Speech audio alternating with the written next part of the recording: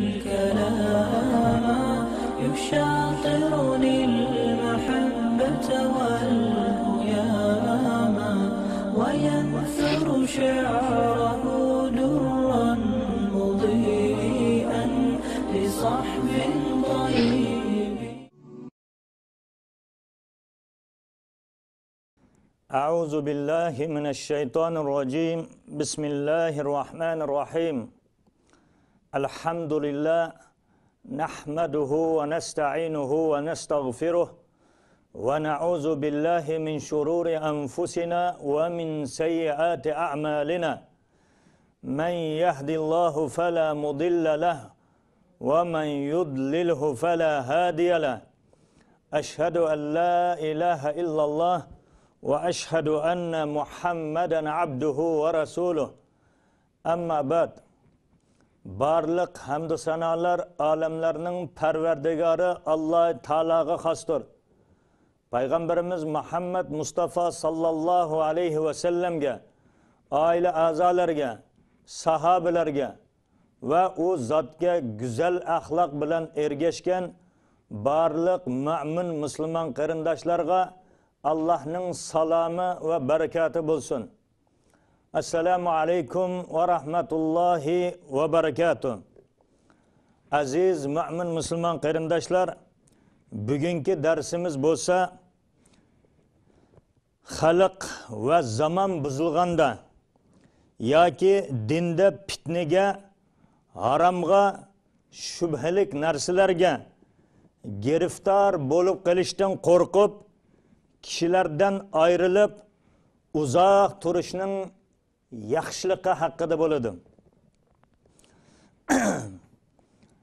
Az qarindoshlar, Allah Teala Qur'oni Karimda mundaq deydi. Bismillahirrahmanirrahim. Fafirru ilallahi inni lakum nazirun mubin. Yani Peygamber aleyhisselamga hitap qilib aytadi ekanki, Allah Teala ey Muhammed sallallahu aleyhi ve sellem aytqinki dedi. Fafirru ilallah. Yani ana shu kishilarga aytkinki, Allah Teala tarafga qichinglar deb aytkin. Yani Allah'a iman keltirish bilan Allah Teala'ga qichishimiz kerak. Yani Allah Teala'ga taat, ibadet qilish bilan Allah Teala'ga qichishimiz lazım. Yani Allah Teala'ga iltijo qilinglar, yuzlaninglar deb aytgan ana shu insonlarga, Makka mushriklariga va barliq mushriklarga Allah Teala'ga ibadet qilish uchun Allah'a yuzlaninglar, Allah Teala tarafga qichinglar. But sanamlardan uzaq turinglar deb aytgan ey Muhammed aleyhisselam deydi Allah Teala. Yani ana shu fitnelik zamanlarda hem başka çağlarda hem her daim Allah Teala tarafga yuzlanishimiz, Allah'a iltijo qilishimiz, Allah Teala'ga murojaat qilishimizning lozimligini bayon qilib o'tadi. Shuning bilan aytdikanki oyatning davomida inni lakum minhu nazirun mubin. Men haqiqatan sizlarga Allah Teala tarafidan kelgan ochiq oshkora ogohlantirg'uvchidir men deb aytgan dedi. Yani ahiretninki azabidan, cehennemning azabidan sizlarni ogohlantirg'uvchiman. Madamiki sizlar Allah Teala tarafga qochmaydigan bo'lsanglar, Allah Teala'ga iman keltirmaydigan bo'lsanglar, iltijo murojaat qilmaydigan bo'lsanglar, aqibatinglar nihoyatmi yomon bo'ladi. Yani sizlarga tayyorlab qo'ygan do'zax bilan Allah Teala sizlarni azoblaydi. Shuning uchun mana bu kufrlik keltirishdan, buzg'unchilikdan, isyondan saqlanib Allah Teala'ga taat, ibadet bilan yaqinlashinglar deb aytgan ey Muhammed aleyhisselam deydi. Peygamber aleyhisselamni Allah Teala üvetdi. Peygamber aleyhisselam özünün barliq mas'uliyatlarini nihayetimi chiroyli yollar bilan, nihayetimi chiroyli uslub bilan insonlarga yetkizdi. Allah Teala'nı birdeb bilish, Allah Teala'ga iman keltirish, oxirat kuniga ishonish, qiyomatga ishonish, o'lgandan keyin hisob kitobning borligiga ishonish qatorliq barcha narsalarni payg'ambar alayhisalom ummatiga yetkazdi. Ana shu zamondagi insonlarga yetkazdi. Shuning bilan birgalikda insonlarning ko'pchiligi kundan kunga insonlar iymon bilan Alloh taolo tarafga qaytishga, taat ibodat bilan Allohga yuzlanishga boshladi. Shuning uchun aziz qarindoshlar, bugungi darsimiz bo'lsa, fitnalik zamonda, dinda fitnaga, harom narsaga, shubhalik narsalarga giriftor bo'lib qolishdan qo'rqib, kishilardan uzoq turishning afzalligi haqida bo'ladi. Shuning uchun har doim inson Alloh taologa yuzlanmog'i lozim. Bizning boradigan joyimiz Alloh taoloning huzuridir. Qaytadigan joy, o'lgandan keyin qaytadigan joyimiz ham Alloh taoloning huzuridir. Mayli biz xohlaylik va yoki xohlamaylik, o'lganimizdan keyin ana shu qiyomat qoim bo'lganda barliq insonlar o'zlarining qabrlaridan turib, ana shu insonlar to'planadigan joy mahshargohga yig'ilganda insonlar mana bu hayoti dunyoda qilgan barliq qilmishlaridan, ya'ni yaxshilik va yomonliklaridan hisob kitob qilinadi. Agar o insonning hayoti dunyoda qilgan ishlari go'zal ishlar, yaxshiliklardan iborat bo'ladigan bo'lsa, albatta o inson uning mukofotini oladi. Shuning bilan birgalikda jannatun naim, ne'matlik jannatlarga, ostidan anharlar oqib turadigan mevalik jannatlarga va shuning bilan birgalikda jannat hurlari bilan mukofotlanadigan, maishat qiladigan ana shu jannat bilan mukofotlanadi. Aksincha, o insonning hayoti dunyoda qilgan ishlari yomonlikdan iborat bo'ladigan bo'lsa, Alloh taologa kufr keltirish, osiylik qilish, yer yuzida fitna fasodni tarqatish bo'ladigan bo'lsa, o insonning boradigan joyi do'zaxdan iborat bo'ladi.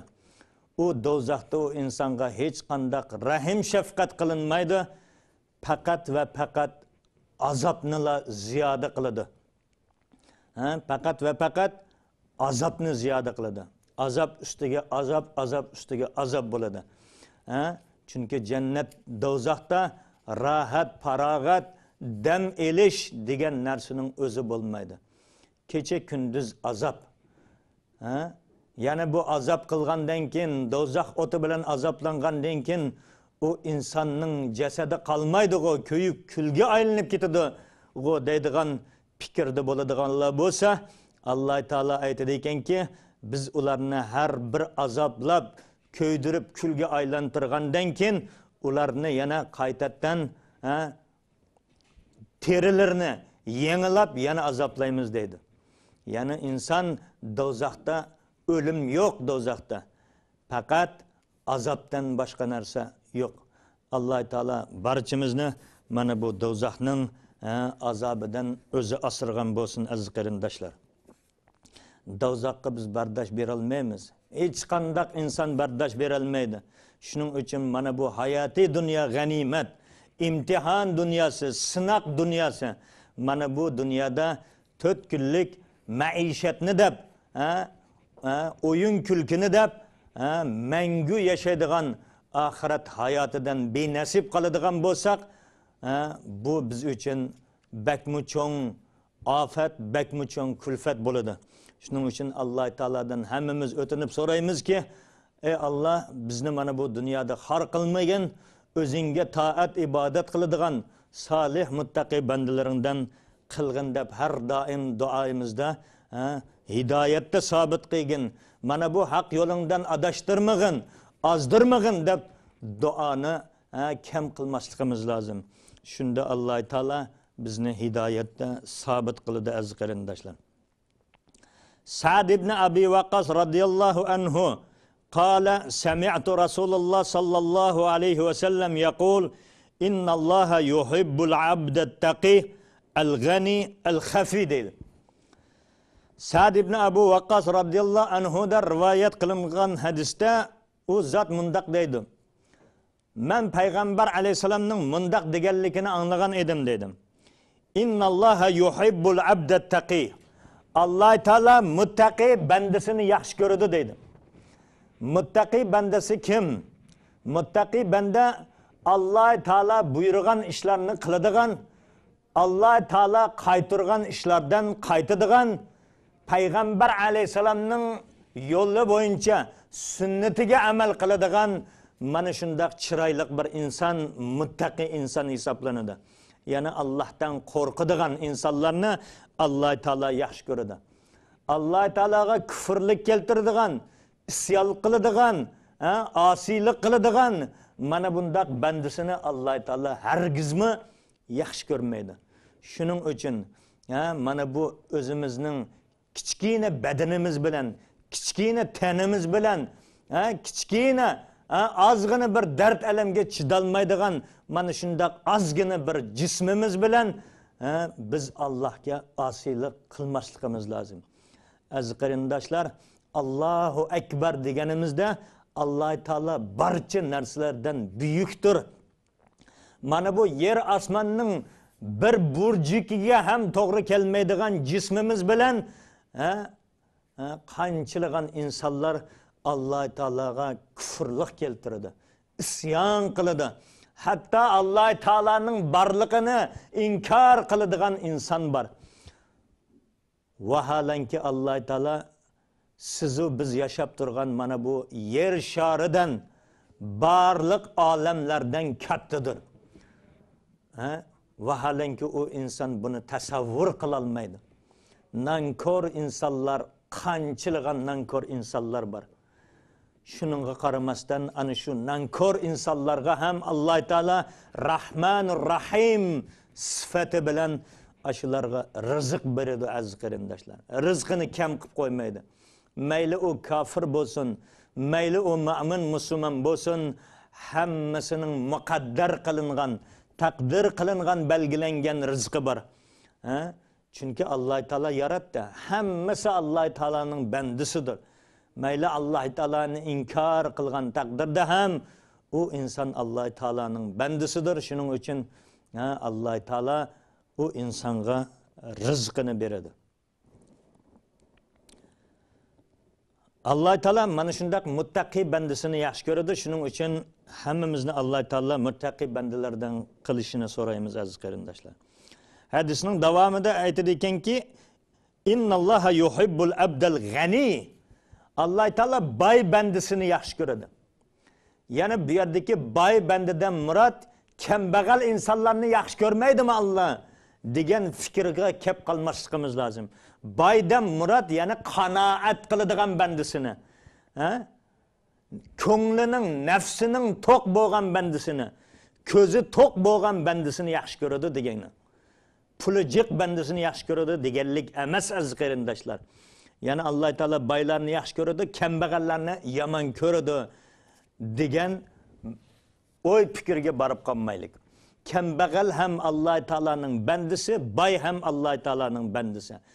Alloh taolaning dargohida, nazarida, huzurida boy kambag'alning farqi yo'q.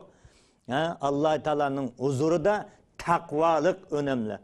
Kimki Alloh taoladan qo'rqadigan bo'lsa, kimki Alloh taolaning amr farmonlarini ijro qiladigan bo'lsa, ado qiladigan bo'lsa, amalga oshiradigan bo'lsa, ana shu banda mayli kambag'al bo'lsin, mayli boy bo'lsin, Alloh taolaning nazarida eng yuqori maqomga ega bo'ladigan banda ashudir aziz qarindoshlar. Bu yerdagi boylikdan murod qanoat qiladigan, ko'zi to'q bo'lgan, saxiy bandasini yaxshi ko'radi. Ya'ni boshqalarga yordam qilib turadigan, sadaqa ihson qilib turadigan bandasini yaxshi ko'radi degan bo'ladi. Hadisning davomida aytadi ekanki, innalloha yuhibbu al-abdal khafi, ya'ni maxfi, ya'ni qilgan ishlarini oshkora qilmaydigan bandasini yaxshi ko'radi deydi. Ba'zi insonlar borki, ozgina ishlarni qilib qo'ysa, butun dunyoga dop chaladi. Men andaq ish qildim, men mandaq ish qildim deb. Alloh taolo maxfiy ishlarni qiladigan bandasini yaxshi ko'radi aziz qarindoshlar. Chunki Alloh taolo maxfiyni ham, oshkorini ham barliq ishlarni bilib turadigan zotdir. Alloh taolodan hech qanday bir ish maxfiy qilmaydi. Masalan, bir inson yarim kechida boshqa bir insonlarga sadaqa ihson qildi. Boshqa bir insonlarning uyiga berib, hovli sig'ib, yordamlarni tashlab qo'yib, pul mollarni tashlab qo'yib ketdi. Hech kim ko'rmaydigan paytda, masalan, boshqa insonlarning vasitasi orqali boshqa insonlarga yordam qildi. Faqat mening qilganligimni bilib qolmasin. Bu oshkor siz bilan mening oramda sir bo'lib qolsin deb, yoki bo'lmasa vositachilik qilmasdan o'zi berib, o'sha maxfiy holatda o'zining kimligini bildirmasdan yordamlarni qiladigan va shuning bilan birgalikda toat ibodat qilsa ham hech kimga bilintirmasdan, balki bu inson ibodat qilmaydi-ku degan fikrga borib qoladigan darajada mana shunday toat ibodatlarni maxfiy qiladigan, sadaqa ihsonlarni ham maxfiy qiladigan bandasini Alloh taolo yaxshi ko'radi ekan aziz qarindoshlar. Shuning uchun Alloh taolo hammamizni muttaqi bandalardan, qanoatchan bandalaridan va qilgan ishlarini oshkora qilmaydigan, dopchilib hammaga oshkora qilmaydigan va maxfiy qiladigan bandalardan qilishini Alloh taoladan talab qilamiz aziz qarindoshlar. Bu hadisimiz ham Abu Sa'id Khudri radhiyallohu anhu qala rajulun ayyun nasu afdal ya Rasulullah. Abu Sa'id Khudri radhiyallohu anhu da rivoyat qilinadi ekanki, kunlarning birida bir kishi payg'ambar alayhisolamning huzuriga kirib, "Ya Rasulullah" dedi. "Ayyun nasu afdal ya Rasulullah." Ey Allohning payg'ambari, insonlarning eng afzali, eng nochisi, eng yaxshisi kimdir deb so'radi. Qala Rasululloh sallallohu alayhi va sallam, shunda payg'ambar alayhisalom aytdi ekanki, "Mu'minun mujahidun bi nafsihi va malihi fi sabilillah." Yana Alloh taolo yaxshi ko'radigan, yana insonlarning ichida eng afzal kishi bir mu'min kishidir, bir mujahid kishidir. Yani o qanday inson nafsi bilan, yani o'zi bilan jihad qiladigan, mal dunyosi bilan jihad qiladigan, yani Alloh yo'lida o'zi bilan va mal dunyosi bilan jihad qiladigan, jiddiy jihad qiladigan bir mu'min bandasini Alloh taolo yaxshi ko'radi deydi. Ba'zi insonlar mali bilan jihad qiladi. Ba'zi insonlar ham mali bilan, ham o'zi bilan, butun jini bilan Alloh yo'lida jihad qiladi. Mana shundaq bandasini Alloh taolo yaxshi ko'radi deb javob berdi payg'ambar alayhisalom. Ya'ni malimiz bilan ham, jinimiz bilan ham Alloh yo'lida jihad qiladigan bo'lsak, Alloh taolaning suyumlik bandasidan bo'ladi ekanmiz aziz qarindoshlar. Buni aytib bo'lgandan keyin u kishi so'zini davom qilib aytdi ekanki, "Summa man" dedi. Uningdan keyin kimni yaxshi ko'radi Alloh taolo? Ey Allohning payg'ambari deb so'ragan edi. Payg'ambar alayhisalom aytdi ekanki, "Summa rajulun mu'tazilun fi shi'bin min ash-shi'abi ya'budu rabbahu" dedi. Uningdan keyin dedi, o'z Robbiga ibodat qilish uchun tog'larga, vodiylarga kishi chiqib ketadigan, ya'ni kishilardan uzoq bo'lib, ana shu Robbisiga ibodat qilish uchun cho'l biyovallarga chiqib ketadigan bandasini Alloh taolo yaxshi ko'radi dedi. Ya'ni Alloh taologa toat ibodat qilish uchun mana shu insonlarga mening zinim yetib qolmasin yoki fitnalik zamonda fitnalik insonlar, yana hamma narsalar buzilib ketganda, yaxshi insonlar qolmaganda mana shu yomonlar bilan qo'shilib yomon bo'lib ketib qolmay, men bulardan uzoq turishim ekan, mening abcho'ramda yaxshi inson qolmabdi, men bulardan uzoq turay deb ana shu tog' cho'qqilariga, jilg'ilarga va uzoq yerlarga, odamlardan uzoq bo'ladigan joylarga chiqib ketib, Rabbisiga ibodat qiladigan, Alloh taologa ibodat qiladigan bandisini Alloh yaxshi ko'radi dedi.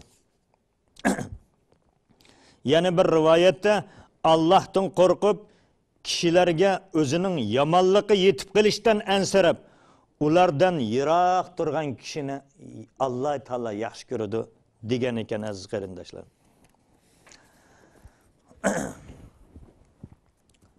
Va yana payg'ambar alayhisalom hadislaridan birida aytadi ekanki, yushiku an yakuna khayra mali muslimin g'anamun dedi. Yattabi'u biha sha'afal jibali va mawaqi'al qatri yafirru bidinihi min al fitani dedi. Ravahul Buxoriy. Payg'ambar alayhisalom mundaq degan ekan, pat arada musulmonning eng yaxshi meli qo'y bo'lib qoladi. Ya'ni bu kunlar uzoq emas, pat yaqinda musulmonlarning eng yaxshi meli qo'y bo'lib qoladi dedi. Ondan o dinini fitna fasodning malomatidan qo'g'dash uchun qo'ylarini agashtirib, tog' cho'qqisi va yayloqlarga ketib, shu joyda yashashga boshlaydi dedi.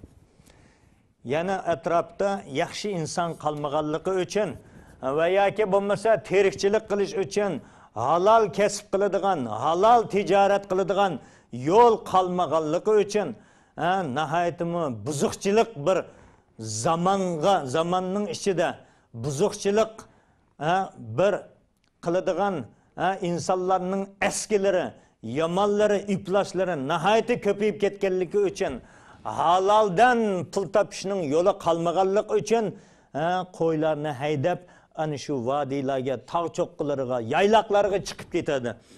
Uningki nimasi az bo'lsa ham, foydasi az bo'lsa ham o'zining jinini mana shu fitnalik zamonda, yomon buzuqchilik zamonda insonlarning yomonligidan, fitnasining yomonligidan saqlanish uchun mana bu qo'ylarni haydab, yana az bo'lsa ham haloldan pul tepish maqsadida ana shu tog' biyovallarga chiqib, ana shu buzuqchilikdan o'zini olib qochadi deydi.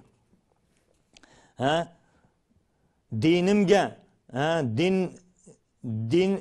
dinini fitna fasodning malomatidan qo'g'dash uchun, ya'ni o inson fitnalik bir zamonda fitnaga yo'liqib qolmasligi uchun, fitnadan uzoq turish uchun mana shunday o'zini insonlardan uzoq joylarga elib chiqib ketadi deydi. Shunday zamonlar ham keladi ekan aziz qarindoshlar. Hozir ham ancha yaxshi degilar ham bo'lmaydi. Shunda ko'chaga ham chiqadigan bo'lsak, ko'zimizni ko'z zinosidan, quloqlarimizni quloq zinosidan, og'zimizni g'iybat, shikoyatlardan, tuhmatlardan saqlab qolish bakmu ters bo'lgan, qiyin bo'lgan bir zamonda insonlarning orasida yashayotimiz aziz qarindoshlar. Ko'chaga chiqishimiz bilan gunohlarni ko'rishga boshlaymiz. Ko'chaga chiqishimiz bilan uyda ham bor, masalan bu narsalar, yomon narsalar, buningdan faqat Alloh asragan insonlardan boshqa ko'plagan insonlar mana shunda ko'z zinasidan, quloq zinasidan, ig'iz zinasidan qutulolmay yashaydigan bir vaqtning o'zida yashayotimiz. Alloh barchamizni mana bundaq ko'z zinasidan, quloq zinasidan va ig'izimiz bilan boshqalarni cheqimchilik qiladigan, boshqalarga tuhmat qiladigan, boshqalarga azor beradigan mana shundaq yomon illatlardan Alloh taolo hammamizni o'zi asragan bo'lsin. Aziz qarindoshlar, mana bu zaman biz zamanni hargizmi ayıplamaymiz. Bu yerdeki zamandan murat ana shu zamanda yaşayotgan insonlarni nazarda tutmoqdaman. Çünkü zaman Allah'ningdir. Zamanni ayıplashga hech kimning haqqi yo'q. Ammo qiyg'iliqni insonlar qilib qo'ydi-da, buni zamonga do'ngab qo'yadi. Zaman shundoq bo'lib ketdi deb. Zaman undoq bo'lib ketgan yo'q. Payg'ambar alayhisolamning vaqtida qandoq bo'lgan bo'lsa, zaman hozir ham xuddi shundoqdir. Ammo u zaman bilan bu zamonning orasidagi insonlar o'zgarib ketdi. Aziz qarindoshlar, Alloh taolo barchamizni iymonda, islomda sabit qadam qilsin. Mana bu fitnalarga yo'liqib qolib, dinimizga zarar berib qolishimizdan Alloh taolo barchamizni o'zi asragan bo'lsin. Hammamizni iymonda, islomda sabit qadam qilsin. Keyingi darsda uchrashgunimizcha xayr, omon bo'linglar. Vassalamu alaykum va rahmatullohi va barakatuh.